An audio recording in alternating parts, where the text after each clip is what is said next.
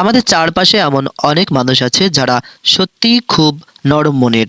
তারা হাঁটে সাবধানে, যেন মাটিরও কষ্ট না হয়। কাউকে কষ্ট দিলে নিজেরাই ভেঙে পড়ে।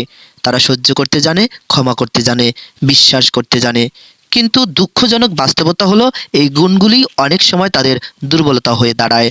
একটি গবেষণায় দেখা গেছে, যাদের সহমর্মিতা সিম্প্যাথি বেশি, তারা অন্যদের তুলনায় প্রায় 2.5 গুণ বেশি ইমোশনাল বার্ন আউটে ভোগে। কারণ তারা অন্যর কষ্ট নিজের ভিতরে টেনে নেয়। আবার এই মানুষগুলো সহজে বিশ্বাস করে বলে তারা ম্যানিপুলেশনের শিকার হয় প্রায় 3 গুণ বেশি। তাদের মধ্যে টেনশন ও হতাশায় আক্রান্ত হওয়ার সম্ভাবনাও 40 থেকে 50% বেশি। মনোবিজ্ঞানের ভাষায় এদের মস্তিষ্কের অ্যামিগডালা বেশি সক্রিয় থাকে।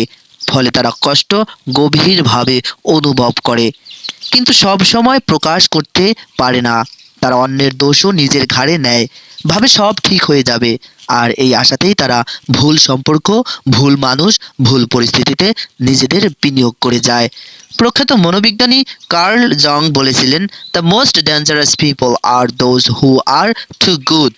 কারণ অতিরিক্ত ভালো মানুষেরা খারাপ মানুষকে চিনতে দেরি করে। তারা বুঝতেই পারে না কে তাদের ব্যবহার করছে আর কেই বা তাদের ভেঙে দিচ্ছে।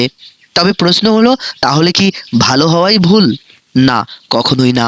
ইসলাম আমাদের ভালো হতে শেখায়, দয়ালু হতে শেখায়, ক্ষমাশীল হতে শেখায়। কিন্তু ইসলাম কখনোই বলে না যে নিজের ক্ষতি করে অন্ধভাবে ভালো হতে হবে।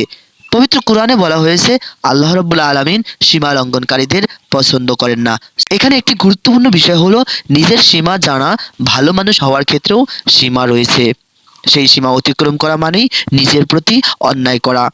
আমাদের প্রিয় হাবিব বিশ্বনবী হজরত মুহাম্মদ সাল্লাল্লাহু আলাইহি ওয়াসাল্লাম ছিলেন অত্যন্ত দয়ালু, সবচেয়ে ক্ষমাশীল মানুষ। কিন্তু তিনি কখনো প্রতারণা সহ্য করেননি, অন্যায়ের সামনে নীরব থাকেননি। তিনি সীমা টানতে জানতেন। তিনি বলেছেন, মুমিন এক গর্তে দুইবার দংশিত হয় না। সহিহ বুখারী। এই শিক্ষার অর্থ খুব পরিষ্কার। ভুল থেকে শিক্ষা নিতে হবে। বারবার একইভাবে ঠকতে থাকা কোনো মহৎ গুণ নয়, বরং তা এক ধরনের অবহেলা নিজের প্রতি। অনেক ভালো মানুষ মনে করে, আমি যেমন সবাই তেমন, আমি ভালো তাই আমার সাথে খারাপ কিছু হবে না। কিন্তু বাস্তবতা খুবই ভিন্ন। সবাই আপনার মতো নয়। পৃথিবীতে ভালো মানুষ যেমন আছে, তেমনি স্বার্থপর, প্রতারক, ম্যানিপুলেটরও আছে। তাই ভালো হওয়ার পাশাপাশি সচেতন হওয়াটাও জরুরি। ভালো হওয়া মানে দুর্বল হওয়া নয়, ধৈর্যশীল হওয়া মানে অন্যায়ের সামনে চুপ থাকা নয়, বরং জুলুম সহ্য করা মানে অনেক সময় জুলুমকে উৎসাহ দেওয়া। তাই প্রয়োজন একটি ভারসাম্য। একদিকে মানবিকতা, অন্যদিকে আত্মরক্ষা। একদিকে দয়া, অন্যদিকে দৃঢ়তা। শেষ কথা হলো, ভালো মানুষ কখনোই পরাজিত নয়। পরাজিত হয় সে যে নিজের ভালোত্বকে চিনতে পারে না, নিজের সীমা নির্ধারণ করতে পারে না। আপনি ভালো, এটা আপনার শক্তি, কিন্তু সেই ভালোত্বকে বাঁচিয়ে রাখতে হলে আপনাকে হতে হবে সচেতন, বুদ্ধিমান এবং নিজের প্রতি ন্যায়পরায়ণ। কারণ বারবার ঠকে ভালো মানুষ হওয়ার কোনো প্রয়োজন নাই। প্রিয় ভিউয়ার্স, এতক্ষণ আমি আপনাদের মাঝে প্রতিবেদন নিয়ে এসেছিলাম মোহাম্মদ এআই আমিনুল ইসলাম। সবাই ভালো থাকবেন।